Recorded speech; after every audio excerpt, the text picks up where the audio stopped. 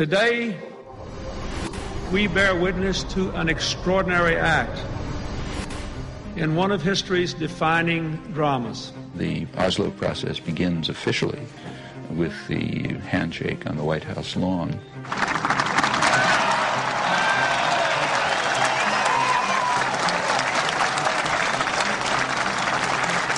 I think the main misconception is the years of Oslo were years of peace. And in that period, when there was supposed to be a peace process underway, in fact, the daily lives of Palestinians throughout the occupied territories got worse and worse and worse. The reality, and I saw it with my own eyes, that this was a new form of Israeli domination over Palestinians. Economic and social rights, which are rights to health, education, work, etc. These areas are the areas that declined the worst for the majority of Palestinians, almost all Palestinians. All the economic indicators turned for the worse under Oslo during this peace process. Moreover, Israeli settlements have continued to expand throughout that period.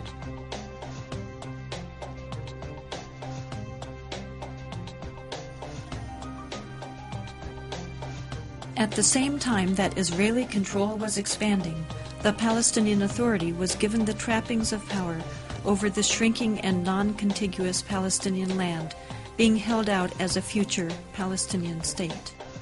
The challenges of governing for the Palestine Authority are extraordinarily complex.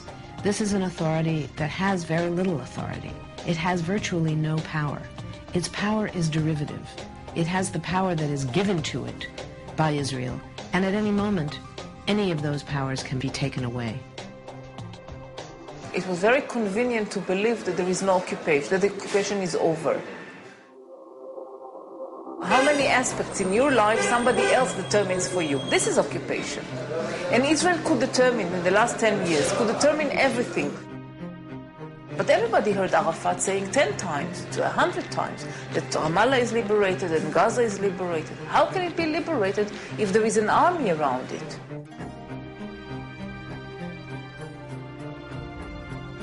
The Palestinian officials spoke very warmly about the situation, about the reality, and they were hiding the fact that for the great majority of the population, these years were a disaster. Those abuses, those violations of the public trust have been happening regularly since the Oslo process began. Palestinians who would protest against Oslo were labeled as terrorists. The authority would not allow it, the PA. Instead of having a real national authority, you had this corrupt institution whose main task, as far as Israel was concerned, was to police the Palestinians and prevent them from resisting the continuing occupation. It has wasted a lot of the money the international community has given it. One sees the villas of the leading Palestinian officials and the poverty with which the Palestinian masses are living in. The performance of the PLO in running the Palestinian Authority and its failures in negotiating with Israel have very much diminished support for the PLO leadership.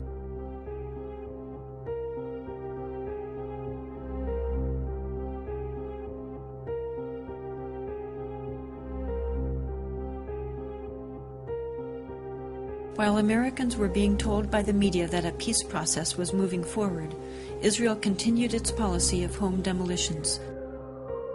Since 1967, about 12,000 Palestinian homes have been demolished. More than 700 of those homes were demolished during the Oslo peace process. What you've got to have, and I think it's a fair demand on the part of Palestinians, that during the process of negotiation, you're not turning over more and more territory to Israeli settlers and changing the character of the land that you're supposed to be negotiating about.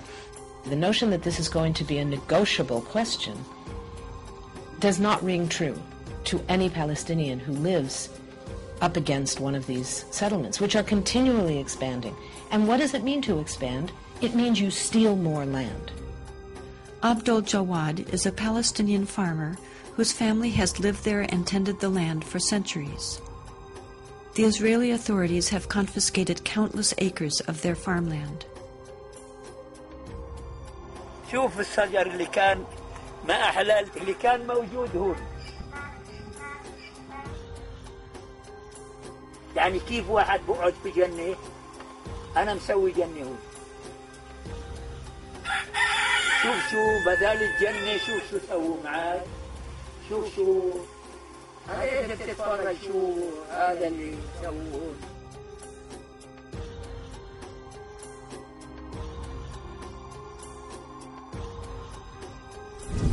شوف الأشجار كيف بيطلعوا من تحت الحجار، شايف كيف يطلع الأشجار من تحت الحجار؟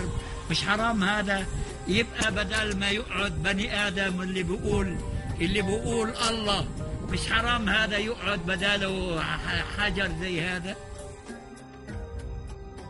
هذه معيشتنا، لا إنا لا برا ولا بحرا ولا جو، هذه المعيشة تاعنا وبنستنى لطف الله. شو نعمل؟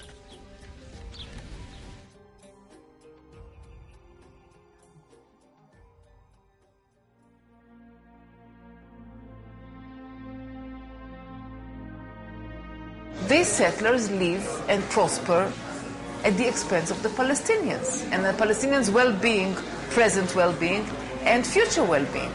And they don't see this horrible disproportionate allocation of resources where Jewish settlers get water and electricity and gas, garbage pickup, all kinds of things that their Palestinian neighbors don't get because of the military occupation. هذيك المنطقة منطقة بين نعيم ممنوعة تيجي علينا. هذول الدور شوف يعني في واحد، شوف يعني واحد بحوس في قلب الدور من العرب، ولا واحد بحوس من العرب موجود هناك.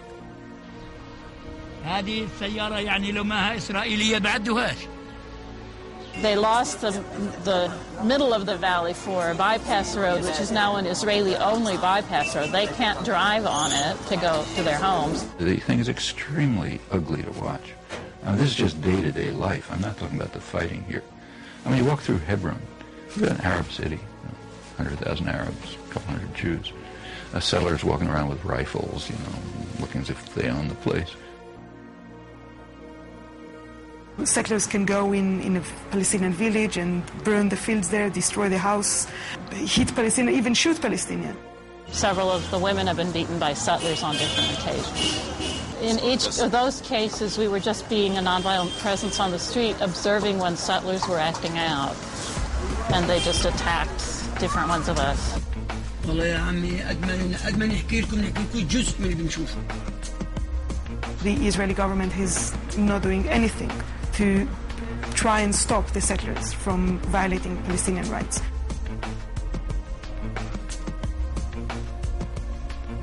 From all the cases that settlers actually killed Palestinians, very few were accused of murders, but then the president came and gave amnesty or shortened the punishment that they received from the court. In some cases, they cooperate with them. They guard them. Like one case, the settlers went and took a house, Palestinian house, and just said, well, now it's ours. So the border police stood down there to protect them because the Palestinians were angry. So the border police just stood there and protected the settlers instead of course, arresting them, just saying it's illegal. The bottom line is to make things so difficult for the Palestinians that anybody that wants a future for their children, anybody that wants to get ahead in life, anybody that wants a normal life will leave. يعني أنو اللي عنده جنة زي هذه ويعني بده يرحل وبده يروح ويرحل ويدشرها. وين بدنا نروح احنا وندشر أرضنا اللي زي هذه؟ The Jabir family continues to live under constant harassment. Most recently, Abdul Jawad broke his leg while trying to protect his grandchildren from settler attacks. Many of us feel hostage, that we're held hostage to the settlers. Because I think the vast majority of Israelis don't care about the occupied territories. But we're held hostage to the settlers that have enough political power within the Israeli political system that they can frustrate any attempt to get them out. And as long as they're there, the Palestinians can't possibly make peace. There are two kinds of settlers, basically. There are the ideological settlers who feel that these territories have been promised to the Jewish people by God, and they feel that every place which is mentioned in the Bible, they have not only the right but the sacred duty to come and to build a modern Jewish settlement. And if Palestinians who live on that spot have other ideas, then they have the right to break their resistance by force or to call in the army.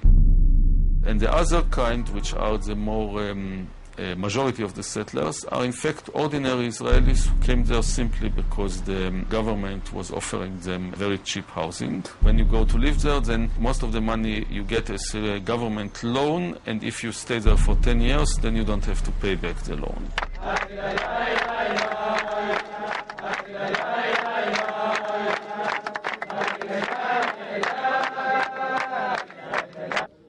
Well, I think the unpleasant and unavoidable comparison is with South Africa during the apartheid period. And I must say that, having visited South Africa, that they were much better off than the Palestinians living in the refugee camps.